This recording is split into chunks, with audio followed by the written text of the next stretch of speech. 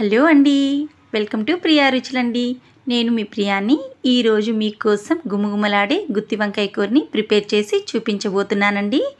దీనికోసం అయితే వంకాయల్ని తీసేసుకున్నాను ఫస్ట్. నెక్స్ట్ ఒక బౌల్లో వాటర్ తీసుకొని అందులో సాల్ట్ అనేది యాడ్ చేసేసుకొని చూడండి ఈ విధంగా వంకాయని ఘాట్లు పెట్టి పక్కన పెట్టుకున్నానండి. ఇప్పుడు వీటన్నిటిని సాల్ట్ వాటర్లో వేసేసుకోవాలి. ఇలా వేయడం వల్ల కరుణ అంటారు కదా, సో అది రాకుండా ఉంటుంది. నెక్స్ట్ ఒక ప్లేట్ తీసుకొని ఇందులో 1 టేబుల్ స్పూన్ పసుపు, 1 టేబుల్ స్పూన్ సాల్ట్, కొద్దిగా కారం అనేది యాడ్ చేసేసుకున్నానండి. నెక్స్ట్ ధనియాల పౌడర్ని కూడా యాడ్ చేసేసుకోవాలి. ఇవన్నీ మనం స్టఫింగ్ కోసం అండి. ఇప్పుడు ప్రిపేర్ చేసే మసాలాలన్నీ స్టఫింగ్ కోసం వంకాయలో.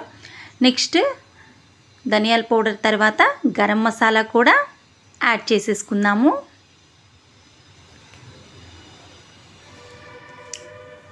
తరువాత కొద్దిగా నేనైతే ఈ కర్రీ కోసం చికెన్ మసాలా కూడా కొద్దిగా యాడ్ చేశానండి.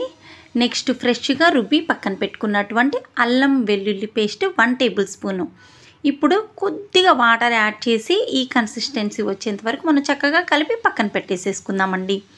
ఇప్పుడు ఒక్కొక్క వంకాయ తీసుకొని చక్కగా లోపల ఇలా మనం స్టఫింగ్ చేసుకోవాలండి. చూడండి నేను చూపిస్తున్నాను కదా, ఈ విధంగా బయటికి రాకుండా లోపలే మనం చక్కగా గూర్చి పక్కన పెట్టుకోవాలి. నేను వీటన్నిటికీ మసాలాని పట్టించేసానండి. నెక్స్ట్ స్టవ్ ఆన్ చేసేసి ఒక మందపాటి బాండిని తీసేసుకున్నాను. ఇప్పుడు ఆయిల్ అనేది యాడ్ చేసుకుంటున్నానండి. మీరు ఎన్నో రకాల గుత్తి వంకాయలు చూస్తూ ఉంటారు కదా, ఆల్రెడీ నేను కూడా ఒకటైతే ఆల్రెడీ మీకు గుత్తి వంకాయ కూరని ప్రిపేర్ చేసి వీడియో అయితే అప్లోడ్ చేయడం జరిగింది. నెక్స్ట్ చూడండి 2 ఆనియన్స్, 3 టమాటోస్, 2 గ్రీన్ చిల్లీ, ఈ మూడింటిని యాడ్ చేసేసి లైట్గా మనం వేయించుకుంటే సరిపోతుందండి.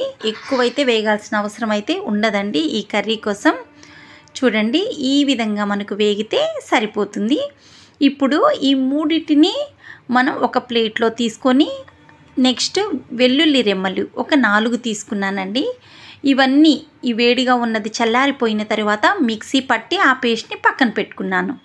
ఇప్పుడు అదే ప్యాన్లో మరి కొద్దిగా ఆయిల్ యాడ్ చేసుకొని 1 టేబుల్ స్పూన్ ఆవాలు, నెక్స్ట్ అవి చిటపటలాడిన తర్వాత కరివేపాకు 3 రెమ్మలు, మనం ముందుగా ప్రిపేర్ చేసి పెట్టుకున్న ఈ వంకాయలన్నిటినీ ఇందులో యాడ్ చేసేసి ఇప్పుడు మధ్యలో మనం కలుపుకుంటూ మూతతో క్లోజ్ చేసి హీట్ అనేది లో ఫ్లేమ్లో ఉంచుకొని ఈ వంకాయలు అనేటివి మనకు 70% వరకు మ్యాక్సిమం కుక్ ఆయిల్లోనే వేగాలండి. అది గుర్తుంచుకోండి. అప్పుడే మనం తినేటప్పుడు ప్రతి ఒక్క వంకాయ కూడా టేస్ట్ అనేది చాలా చాలా బాగుంటుందండి.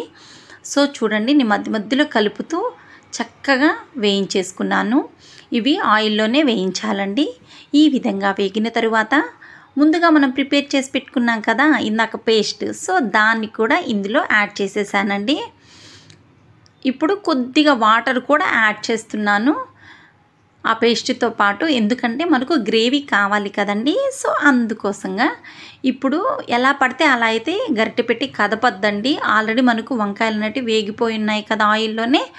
సో కొద్దిగా మనం చూడండి ఈ విధంగా వంకాయలు ఏమాత్రం చిదరకుండా ఉండే విధముగా కలుపుకుందామండి. ఇప్పుడు మళ్ళీ మనం మూతతో క్లోజ్ చేసి ఆయిల్ సపరేట్ అయ్యేంత వరకు, గ్రేవీ దగ్గర పడేంత వరకు ఈ కర్రీని అయితే కుక్ చేసుకుందామండి. నాకైతే ఇంకొంచెం సాల్ట్ అయితే పట్టిందండి. కారం కూడా కొంచెం పట్టింది. మనం వేసిన కారం కన్నా ఇంకొంచెం పట్టింది.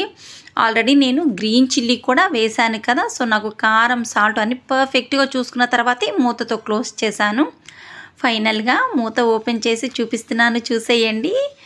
గుమగుమలాడే గుత్తి వంకాయ కర్రీ రెడీ అయిపోయిందండి.